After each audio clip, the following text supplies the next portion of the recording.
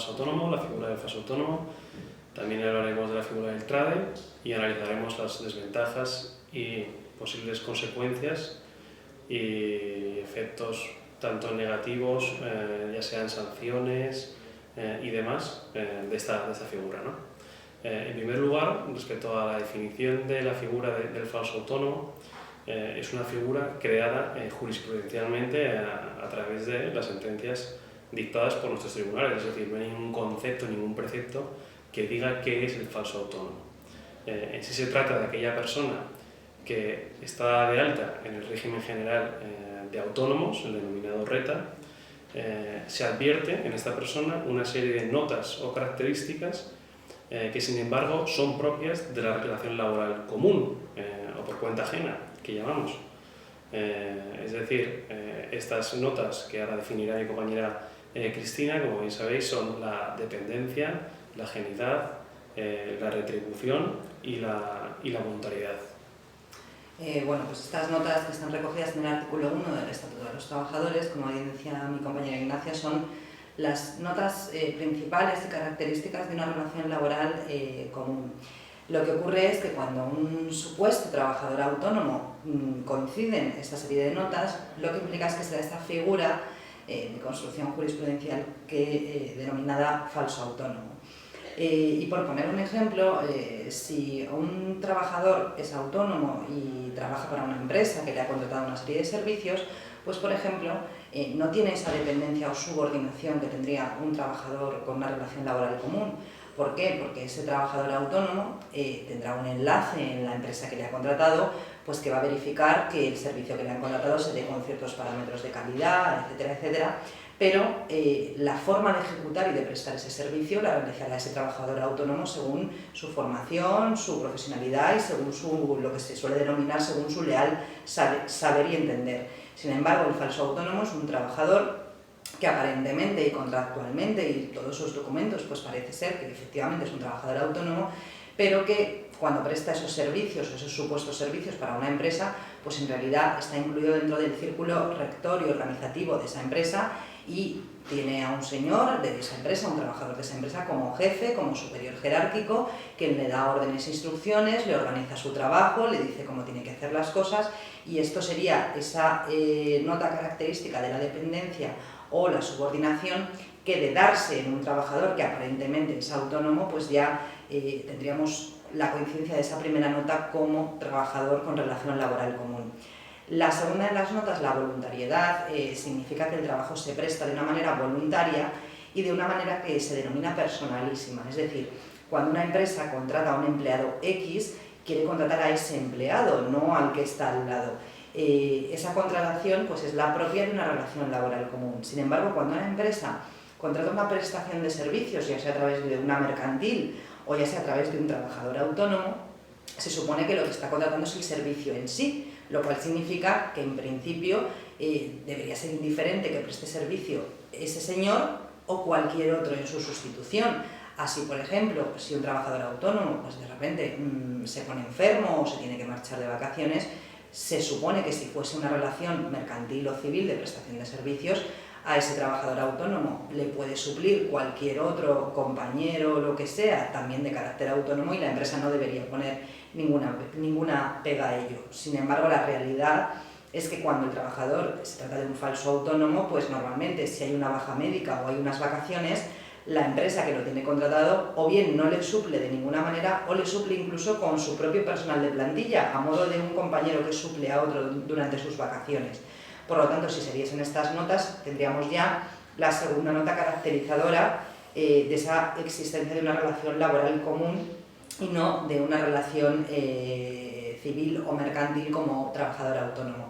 La tercera nota, que se denomina ajenidad, es aquella nota por la cual un trabajador no le influye la buena marcha o mala marcha del servicio o del negocio para el que esté contratado. A modo de ejemplo, si una empresa contrata a un trabajador autónomo, este trabajador autónomo asumirá una serie de riesgos en la buena o mala ejecución de ese servicio. Normalmente en ese tipo de contratos hay inclusive unas cláusulas penales o penalizadoras, pues, por ejemplo, de no entregar el servicio en una determinada fecha, o incluso de que si ese trabajador autónomo en su prestación de servicios conlleva una serie de perjuicios a la empresa, pues incluso también se le pueden requerir avales previos por parte de la empresa. Sin embargo, un falso autónomo trabajará como cualquier otro trabajador con relación laboral común y con independencia de que el servicio donde él trabaje, el proyecto donde él trabaje o el negocio donde él trabaje vaya bien o vaya mal, él seguirá percibiendo exactamente la misma retribución al igual que un trabajador con relación laboral común, lo cual significaría que en definitiva estaríamos con esa tercera nota que da la pista de que este trabajador, a pesar de su apariencia, realmente se trata de una relación laboral común y no de un trabajador autónomo. Y el último de los requisitos o de las notas características sería la denominada retribución. La denominada retribución en el sentido que un trabajador con una relación laboral común pues normalmente tiene una retribución establecida por pacto o por convenio colectivo, pues que suele ser de carácter mensual, casi siempre en el mismo importe, con unas pagas extraordinarias, etcétera, etcétera. Un trabajador autónomo en principio presta un servicio que se valorará en una cantidad X o que incluso se puede ir abonando según se alcanzan determinados hitos en ese servicio. Sin embargo, el trabajador, el falso autónomo o el trabajador autónomo con una relación laboral encubierta, al final lo que terminará percibiendo serán una serie de facturas que aparentemente tendrán un carácter fiscal, pero casi siempre las mismas en el mismo importe, de modo similar a la nómina de un trabajador con una relación laboral común, e inclusive cobrando esas facturas en periodos en los que no presta servicios efectivos, como pudiese ser un mes de agosto en el que el trabajador autónomo estuviese de vacaciones, pero sin embargo sigue ingresando el mismo importe que el resto de mensualidades mediante esa factura. Por lo tanto, todas estas notas son las que nos deben advertir de la existencia de una situación de un falso autónomo en la empresa para la que esté contratado. Y ello con independencia de que exista una contratación mercantil o civil que ampare esa situación, ello con independencia también de que el trabajador esté dado de alta en el RETA, en la Seguridad Social, o que presente incluso sus modelos fiscales a Hacienda como tal trabajador autónomo. Porque aquí lo que prima no es el nombre que dan las partes al contrato, sino la efectividad, cómo se desarrolla esa relación en el día a día. Y si las notas de cómo se desarrolla esa relación son las notas explicadas, que son las propias de una relación laboral, la figura de ese trabajador ya no será mercantil o civil, sino que será exclusivamente laboral y se le aplicarán, por lo tanto, toda aquella normativa que se le aplique a un trabajador que desde el comienzo se le contrate con una relación laboral común. Ahora entraremos en las desventajas que tienen los trabajadores autónomos contratados así, bajo esta figura del falso autónomo, que os lo va a comentar mi compañero Ignacio. Son las desventajas que tienen este tipo de trabajadores, obviamente, son que tienen menores derechos, es decir, sus derechos se reducen drásticamente. Es decir, de esta manera, obviamente, no hay ninguna norma convencional que les proteja y, es más, que les dé estos derechos que sí tenemos, por ejemplo, aquellos trabajadores con una relación laboral común o por cuenta ajena. Es decir, véanse, por ejemplo, permisos retribuidos, véanse, por ejemplo, vacaciones, véanse, por ejemplo, revalorizaciones o actualizaciones salariales, es decir, los convenios colectivos establecen esas actualizaciones salariales y, sin embargo, cuando tú eres un autónomo y tienes este acuerdo, te basas por ese acuerdo o contrato, incluso que si no lo pactas, esos precios que tú pactas es sine die, es decir, como se puede observar, existen estas deficiencias en el caso de que se declare que esta persona sigue siendo, me refiero, un autónomo cuando realmente es un falso autónomo. Por otro lado, el por qué se dan este tipo de circunstancias, el por qué las empresas utilizan la figura del falso autónomo o del autónomo, y obviamente no es otra que para ahorrarse costes en cotización, como no puede ser de otra manera, y utilizando muchas veces el caso de que, bueno, te vamos a hacer indefinido de aquí a 6 meses, pero durante estos 6 meses te vamos a hacer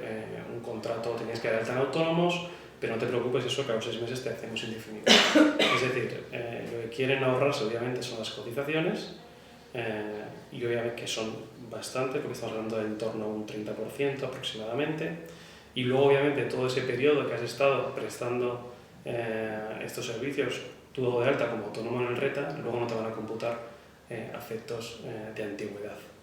Es decir, se puede observar que existen esta serie de condiciones que crean desventajas y que las empresas a veces intentan aprovechar. Relacionado con esto también podemos ver la figura del trade, ¿vale? O sea, la figura del trade debemos comprender que no estamos ante una legalización de la figura del falso autónomo, es decir, son independientes. Es decir, mientras que un falso autónomo, como bien ha explicado mi compañera Cristina, debe seguir las directrices de sus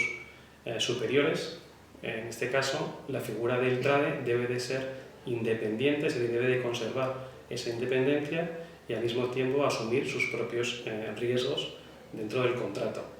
Es decir, esta figura, que ha sido creada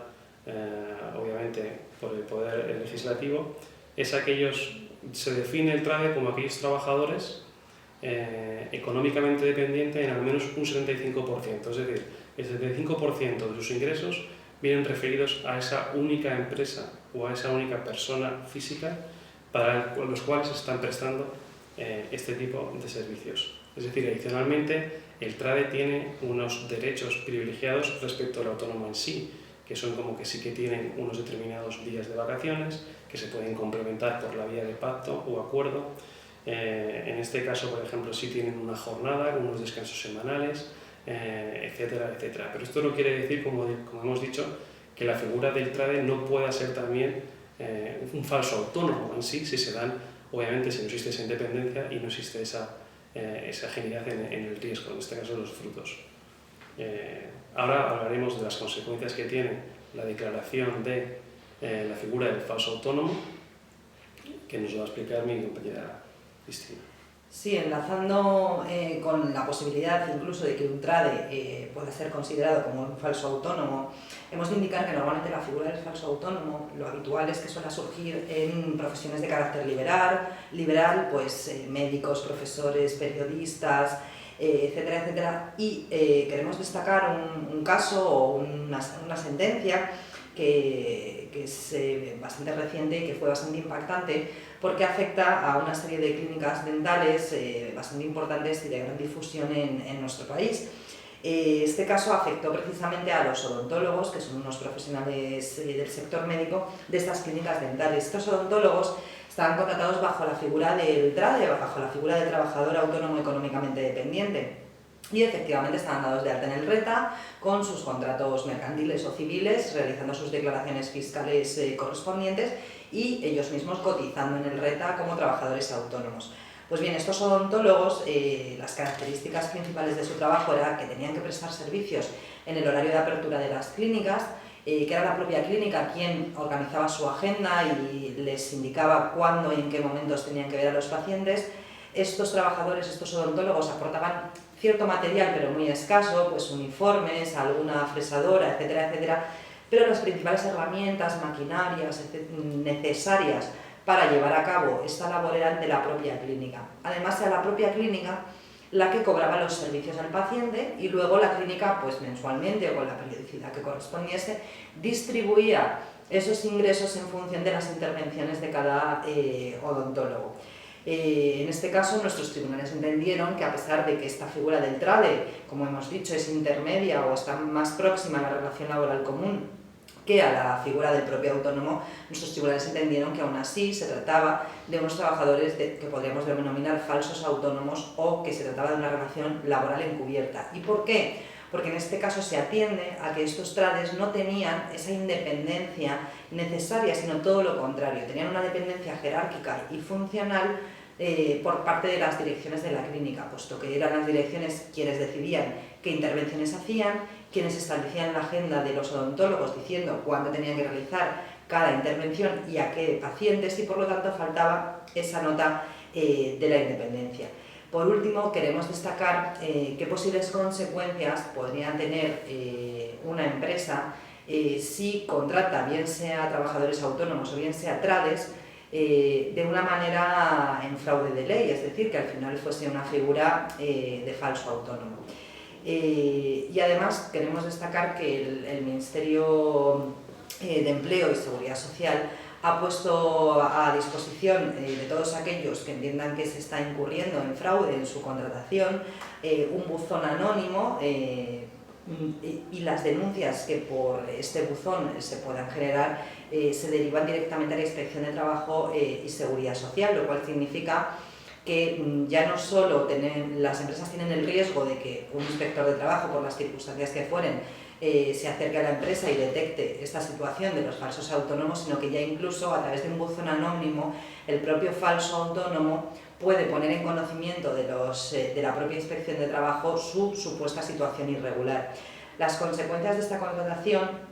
bien sea porque lo declarase una Inspección de Trabajo o bien sea porque se declarase mediante una sentencia judicial en caso de reclamación del trabajador, primero pasarían por la inmediata alta en la seguridad social del trabajador con un régimen de relación laboral común, un régimen general. Por otra parte, se obligaría a la empresa a una cotización retroactiva de hasta un máximo de 4 años y esa cotización retroactiva además conlleva que se tenga que ingresar con una serie de recargos que en casi todo ese periodo de 4 años será del 20%, salvo en los 2 o 3 últimos meses previos al ingreso de esas cuantías, y además de eso puede conllevar una serie de sanciones por parte de la propia Inspección de Trabajo y Seguridad Social.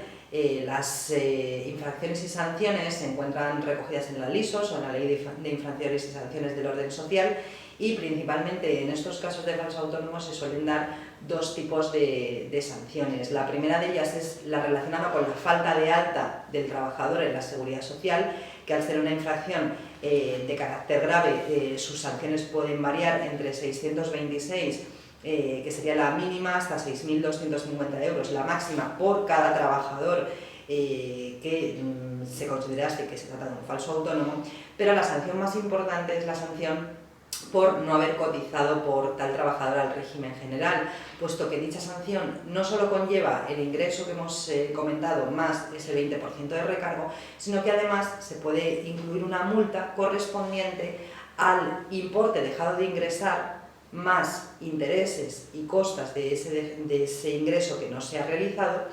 con una serie de porcentajes incrementadores. No solo el 100%, que sería el caso que hemos expuesto de ingresar las cotizaciones más el 20% de recargo, sino que pueden llegar incluso hasta requerir el 150% de ingreso, lo cual significaría que la empresa tendría que ingresar una vez y media lo que ha dejado de ingresar. Además, cabría la posibilidad de que el inspector de trabajo actuante en su acta de infracción impusiese una sanción que se denomina accesoria de la LISOS, en estos casos, que por una parte automáticamente a la fecha de la sanción se cortaría las ayudas, bonificaciones o subvenciones al empleo que estuviese percibiendo la empresa en un número igual al número de infracciones, es decir, si yo tengo un falso autónomo me quitan 5 subvenciones o 5 bonificaciones al empleo. Y además se puede imponer preventivamente una sanción accesoria adicional, que sería eliminar la posibilidad de la empresa de poder acceder a ese tipo de bonificaciones, ayudas o subvenciones de empleo durante un periodo máximo de 2 años. Por lo tanto, estas son quizás las sanciones más graves que, si de ocurrir, complicarían bastante la situación económica de la empresa, puesto que dependiendo del tiempo que llevase el trabajador en esa situación de falso autónomo, las cuantías pueden ser bastante elevadas.